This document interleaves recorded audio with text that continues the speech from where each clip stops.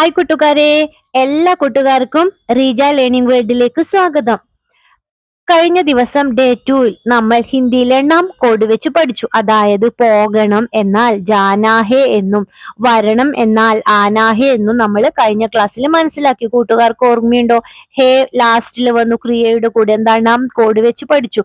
പോകണം, വരണം. ഓക്കെ, ഇന്ന് നമ്മൾ പഠിക്കാൻ പോകുന്നത് ഇതിന്റെ കൂടെ എനിക്ക് എന്ന് എങ്ങനെ ചേർക്കാം എന്നാണ്. അതായത് എനിക്ക് പോകണം, എനിക്ക് വരണം, അല്ലെങ്കിൽ എനിക്ക് കളിക്കണം എന്നൊക്കെ എങ്ങനെ ഒരു പൂർണ്ണമായ വാക്യമായി പറയാം എന്നാണ് നമ്മൾ മനസ്സിലാക്കുന്നത്.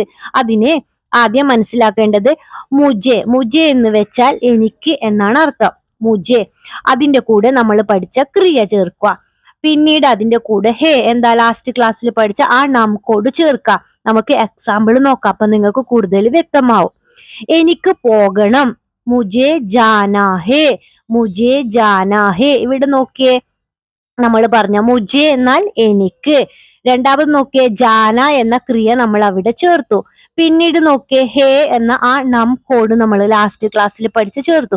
ഒരു വാക്യമായില്ലേ ചെറിയ? മുജെ ജാനാ ഹേ, എനിക്ക് പോകണം. അതുപോലെ എനിക്ക് വരണം, മുജെ ആനാ ഹേ. എനിക്ക് കഴിക്കണം, മുജെ കാനാ ഹേ, മുജെ കാനാ ഹേ. എനിക്ക് കഴിക്കണം. എനിക്ക് കുടിക്കണം, മുജെ പീനാ ഹേ, മുജെ പീനാ ഹേ. മനസ്സിലാവുന്നുണ്ട്? ഇവിടെ മുജെ, പിന്നീട് ക്രിയ നമ്മൾ ലാസ്റ്റ് ക്ലാസ്സിൽ പഠിച്ച ആ നാം കോഡ്. ഒരു വാക്യം കിട്ടിയില്ലേ ചെറിയ? മുജെ പീനാ ഹേ, എനിക്ക് കുടിക്കണം. എനിക്ക് കാണണം, മുജെ ദേഖ്നാ ഹേ, മുജെ ദേഖ്നാ ഹേ. എനിക്ക് കാണണം. എനിക്ക് കേൾക്കണം, മുജെ സുന്നാ ഹേ, മുജെ സുന്നാ ഹേ. എനിക്ക് കേൾക്കണം. മനസ്സിലാവുന്നുണ്ടോ കൂട്ടുകാർക്ക്? ചെറിയ വാക്യം പഠിച്ചില്ലേ നമ്മൾ പറയാൻ വേണ്ടിയിട്ട് ഓരോന്നും. മുജെ സുന്നാ ഹേ, എനിക്ക് പറയണം, മുജെ ബോൽനാ ഹേ, മുജെ ബോൽനാ ഹേ. എനിക്ക് പറയണം.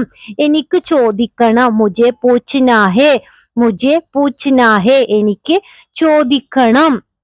മുജെ ക്രിയ ലാസ്റ്റ് ക്ലാസ്സിൽ പഠിച്ച ഹേ നാം കോഡ്, മുജെ പൂച്ച്നാ ഹേ. എനിക്ക് ചെയ്യണം, മുജെ കർനാ ഹേ, മുജെ കർനാ ഹേ. എനിക്ക് ചെയ്യണം. എനിക്ക് പഠിക്കണം, മുജെ സീഖ്നാ ഹേ, മുജെ സീഖ്നാ ഹേ. എനിക്ക് പഠിക്കണം, മുജെ സീഖ്നാ ഹേ. കൂടെ പറഞ്ഞോളൂ.